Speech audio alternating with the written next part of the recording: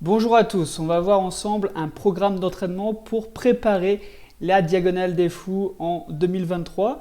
On approche petit à petit de l'événement, donc fin octobre 2023, il nous reste encore 4 mois et demi à peu près. Je sais que vous vous entraînez dur pour cette course qui est sûrement la course de votre vie. J'ai eu la chance de la réaliser l'année dernière. Moi, cette année, ça va être le Trail de Bourbon. Mais on va enchaîner tout de suite avec 3 programmes d'entraînement. D'abord celui de Kilian Jornet, après un programme un peu plus classique et un autre programme un petit peu plus original. Vous allez voir ça tout de suite. Donc Kilian Jornet, lui, ce qu'il fait déjà, c'est beaucoup de volume. Donc là, je suis sur son site internet que vous pouvez voir. 550 000 mètres de dénivelé par an, heures d'entraînement 1000 heures par an, 15 000 km. Et tous les jours, il va s'entraîner. Donc, on regarde forcément le programme ou les programmes des meilleurs du monde.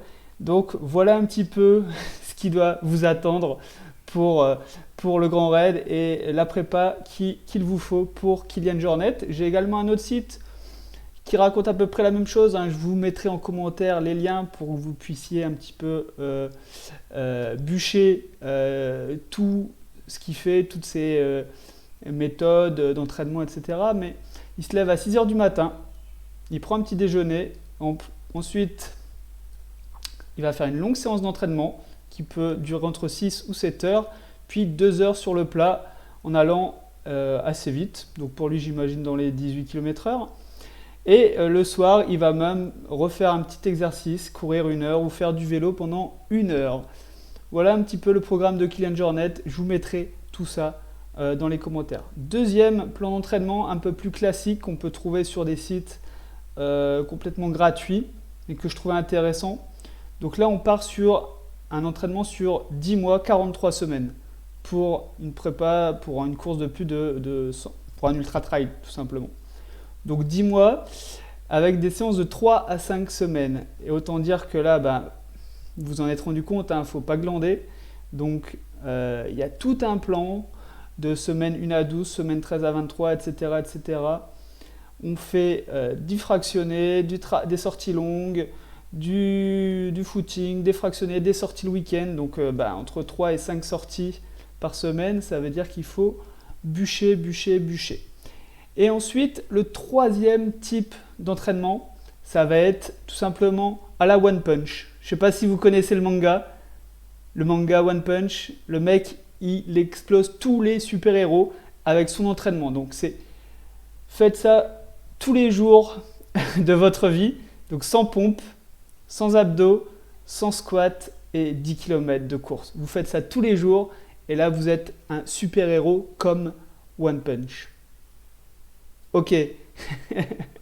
Là vous dites qu'est-ce que je raconte? Effectivement, qu'est-ce que je raconte? Je raconte de la grosse daube. Voilà, vous arrêtez tout maintenant. La vidéo, en fait, c'est ce qu'il faut retenir de cette vidéo. C'est qu'on a tous nos objectifs pour le Grand Raid. On a tous son entraînement spécifique. Il n'y a pas un entraînement qui est meilleur que l'autre. C'est pas parce que vous allez suivre le programme de Intel, le programme de One Punch, le programme de Kilian Jornet que vous allez y arriver.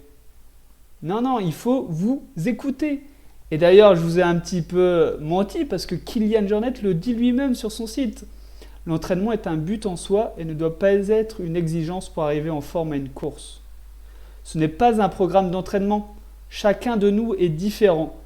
Nous nous distinguons les uns des autres par notre dispo, notre motivation, notre capacité d'entraînement, tout simplement. On n'a pas tous 30 heures de sport à faire dans la semaine. Voilà. Donc moi, ce que je voulais vous rappeler aussi, je vais vous donner un peu plus de billes là pour comprendre un petit peu, mais c'est vous faire plaisir à l'entraînement.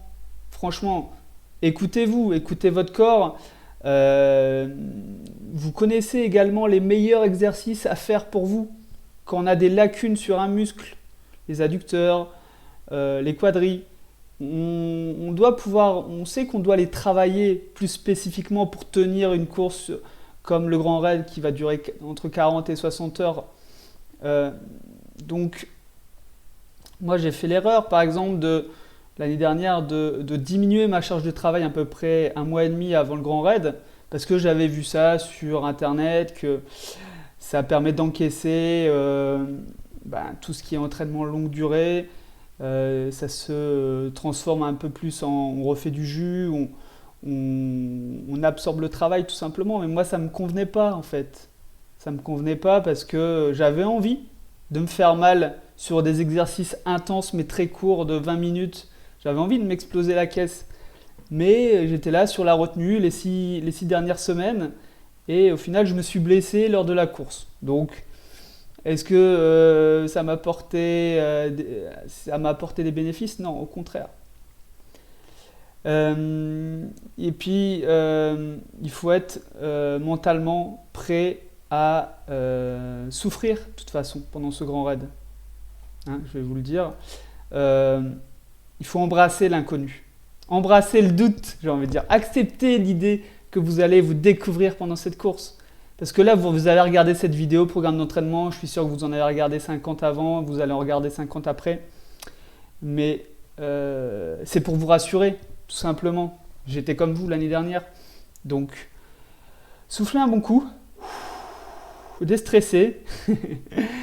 C'est la régularité qui compte. Hein. C'est l'entraînement que vous avez depuis des années qui compte. C'est continuer à vous entraîner régulièrement au jour J. Quitte à prendre du repos aussi, hein. Le repos fait partie de l'entraînement. Mais voilà, il faut accepter que mentalement, vous n'êtes pas prêt pour ce genre d'effort. Tout simplement, acceptez-le et vous allez voir que vous allez être plus détendu. Ça ne veut pas dire que vous n'êtes pas préparé physiquement, que vous n'avez pas préparé votre nutrition, que vous n'avez pas préparé les nuits de sommeil que vous allez passer dans ma fat, que vous n'avez pas lu 50 résumés de courses. Moi aussi, je l'ai fait l'année dernière. Mais ça veut simplement dire que il vous faut un programme adapté à vous et à vous seul uniquement. Et ça, c'est le piège un peu de faire partie de clubs qui poussent énormément à la performance, où il y a une émulation interne. C'est un bon côté, mais le mauvais côté, c'est qu'on ne s'écoute plus et qu'on veut faire comme tous les autres membres du groupe, alors que quelqu'un qui a 30 ans, une mère de famille qui a 50 ans, 4 enfants, quelqu'un qui n'a pas fait de sport depuis 10 ans, évidemment qu'on ne peut pas faire les mêmes entraînements. Et puis tout simplement, il y a des choses qui nous plaisent plus et des entraînements qui nous plaisent moins. Donc il faut s'écouter. Donc j'aurais pu aussi vous dire qu'il faut beaucoup d'endurance fondamentale, ça c'est évident, vous le savez, hein, que de toute façon c'est de l'endurance fondamentale, le grand raid, il faut même marcher pendant vos entraînements, enfin je peux vous dire plein de trucs, mais ça vous le savez déjà en vrai, faire du dénivelé, énormément de dénivelé, mais bon, je vais vous laisser trouver toutes ces infos ailleurs, retenez simplement que adaptez votre entraînement à vous-même. Hein. L'expérience vous l'a déjà démontré si vous faites du sport depuis des années de toute façon. Et j'aime bien d'ailleurs, hein, dans cette même idée un petit peu de parodie de plan d'entraînement, les genoux dans le gif, suivez-les.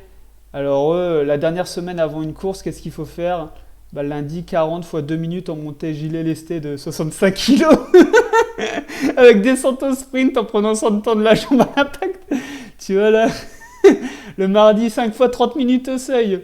Mais bien sûr, et tu as mangé du cassoulet avant pour préparer ton système digestif. Le mercredi, une sortie longue environ de 10 heures à la Kylian Jornet.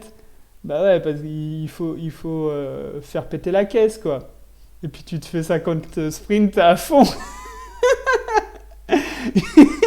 Le jeudi, une séance de muscu avec des charges très très lourdes.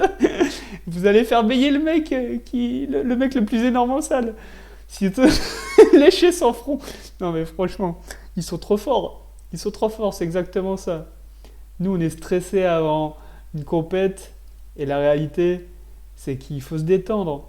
Donc le vendredi, vous enchaînez avec 15 fois 1000, plus 10 fois 800 et 200 fois 400, 20 fois 400, pour jouer sur la vitesse, évidemment. Le samedi, on se débloque les jambes, hein, donc 2000 mètres de descente à bloc, et 20 fois 2 minutes de chaise en bas. Ouh, ouais, la pression, là, elle commence à redescendre, hein, normalement. Et le dimanche, on part à la course, forcément, on va pas abandonner. Hein. Départ à bloc, forcément, et il faut que la concurrence voit notre dos, puis c'est tout. On attaque, on attaque, on attaque. La photo est vraiment sympa. Et il y avait aussi une autre petite image dédicace à la Réunion. Donc la prépa du Grand Raid, de la dodo, un peu d'eau et du Red Bull en course. C'est c'est l'image qu'il faut retenir, franchement. Prenez-vous pas la tête. Vous avez le physique, vous avez la caisse depuis des années. Ça va être une super expérience. Kiffez. Et puis on en reparle après. Allez, salut.